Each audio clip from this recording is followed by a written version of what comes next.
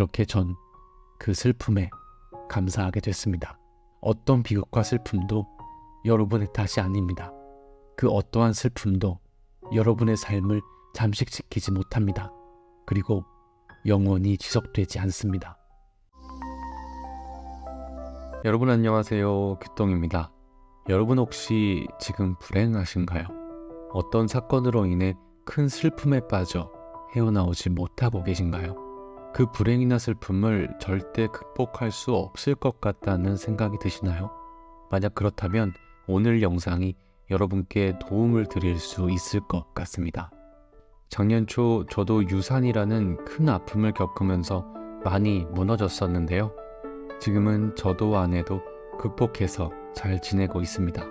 그 과정이 쉽지만은 않았는데 당신이 불행하다는 착각이라는 책에 나온 내용을 읽다 보니 나도 비슷한 과정을 겪었구나 하는 생각이 들면서 다시 한번 비슷한 불행이 닥쳐온다고 해도 극복할 수 있겠다는 자신감이 생겼습니다.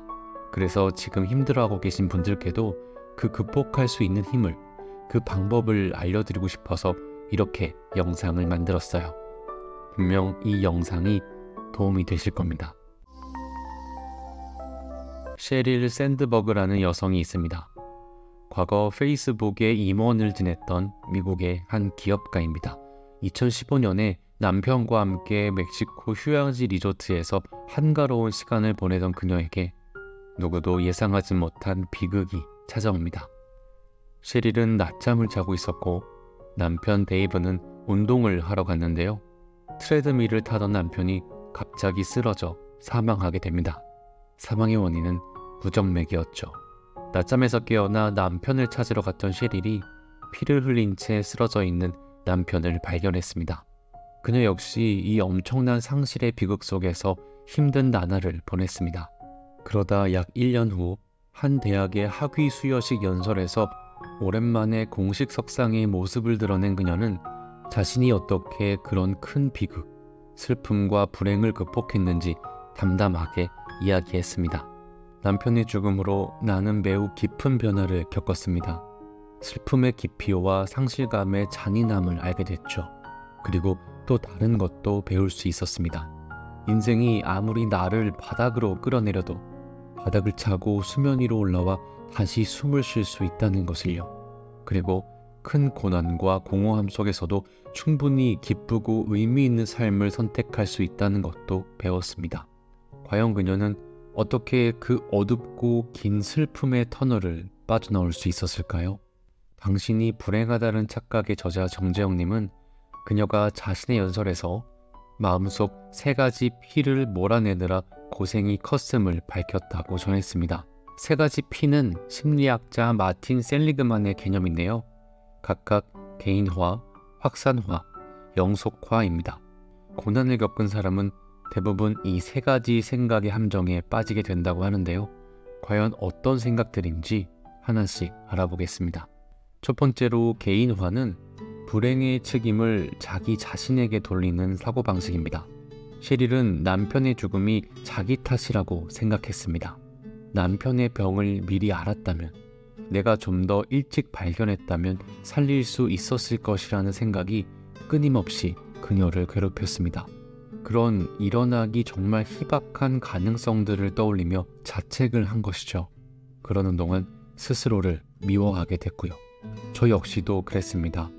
유산이라는 아픔을 겪었을 때 내가 해외에서 일을 하지 않고 한국에서 아내와 같이 있으면서 아내를 잘 돌봐줬으면 이런 일이 일어나지 않았을 텐데 하는 생각을 끊임없이 했고요. 유산 후 아내 혼자 소파스를 받을 땐 한국에 돌아갈 수 없어서 그 옆을 지키지 못한 제 자신이 너무 밉고 한심했습니다. 그리고 결국엔 애초에 왜 나는 해외로 취업을 했을까 하는 생각까지 하게 되면서 계속 밑으로 가라앉기만 했습니다. 비극이 자신의 탓이라는 생각, 셰릴은 어떻게 극복했을까요? 그녀는 냉정하게 생각했습니다. 비합리적인 생각들이라고 말이죠. 의사도 남편의 질환을 미리 발견하지 못했는데 어떻게 내가 알 수 있었을까? 늦게 발견한 것 또한 자신의 잘못보다는 우연이나 운명이었을 것이라고 생각했고요. 부정적인 생각을 하나씩 따져보니 사실 그날의 불행은 그녀 개인이 아닌 얽히고 설킨 우연들이 만들어낸 것이라는 결론에 도달한 겁니다. 두 번째 확산화는 불행한 사건이 내 삶의 모든 측면에 확산되어 삶 전체를 물들일 것이라는 생각입니다. 그녀도 마찬가지였어요. 남편이 사망한 후 자신은 물론 아이들까지 다시는 일상으로 복귀할 수 없을 것이라고 생각했습니다. 하지만 현실은 달랐죠. 사건 후 10일 만에 회사에 출근해서 회의에 참석했는데 아무것도 할 수 없을 것이라는 생각과 달리 회의에 집중하게 되는 자신의 모습을 발견한 겁니다. 아이들도 그랬어요. 어느 정도 시간이 지나자 잠도 잘 자고 학교 생활도 곧잘 하고 친구들과 잘 놀게 됐습니다. 남편 그리고 아이들에게 아빠라는 존재는 분명 소중하고 중요한 존재였을 겁니다. 하지만 그의 죽음이 그녀와 아이들의 삶 구석구석까지 확산되어 통째로 집어삼킬 것이라는 그녀의 생각은 틀렸던 것이죠. 정재영님은 책에서 이렇게 말합니다. 우리는 자신의 삶을 볼 때 축소지향적이다. 자기의 삶이 작고 미약하다고 생각하는 경향이 있다. 그런데 우리의 삶은 생각보다 훨씬 방대하기 때문에 어떤 불행이 치고 들어와도 영향력이 제한적일 수밖에 없다. 불행의 완전한 확산화는 근거 없는 환상이다. 불행은 우리 삶 전체에 비하면 작디 작아서 삶 전체를 물들일 수가 없다. 우리의 삶이 훨씬 강하니 안심해도 된다. 맞습니다.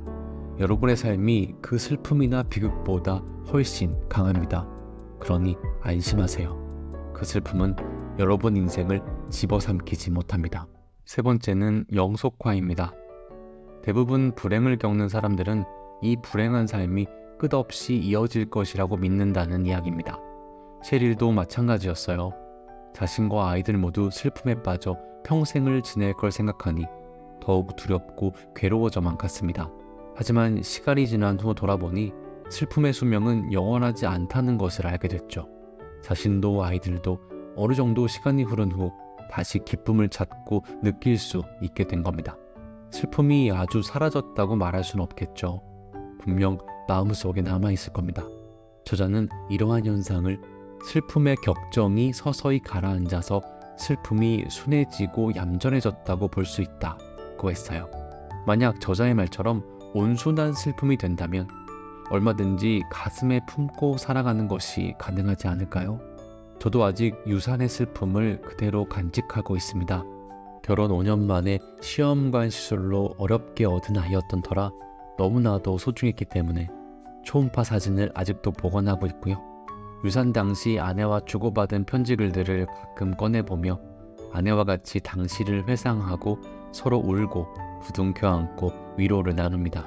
이런 걸 보면 이 유산이라는 비극적이고 슬픈 사건이 저자의 말처럼 온순한 슬픔이 돼버린 것 같다는 생각이 듭니다. 셰릴은 앞서 설명한 세 가지 개념을 깨달은 것이 슬픔 극복에 큰 도움이 되었지만 결정적인 도움이 하나 더 있었다고 말합니다. 극심한 상실의 고통에서 가슴 벅찬 감사를 느끼는 아이러니한 상황이 그것이었죠. 남편을 잃은 덕분에 깊은 감사를 알게 된 사실은 내 인생의 가장 큰 아이러니입니다. 나는 친구들의 친절에 감사하고 가족의 사랑에 감사하고 내 아이의 웃음에 감사하게 되었습니다. 여러분들도 그런 감사한 일들을 찾아내시기 바랍니다. 그녀에게 감사를 찾게 해준 사람은 바로 심리학자 애덤 그랜트입니다. 그는 셰릴에게 이런 조언을 해줬어요. 더 불행한 일을 상상해보세요. 더 불행한 일이요? 말도 안 돼요. 남편의 죽음보다 더 나쁜 게 있을 수 있나요? 만약 남편이 아이들을 태우고 운전하다가 똑같은 부정맥으로 숨졌다면 어땠을까요? 이 말을 듣자 셰릴은 단번에 감사함을 느꼈습니다. 나머지 가족이 살아있고 건강하다는 건 신의 축복이라고 여겨졌고요.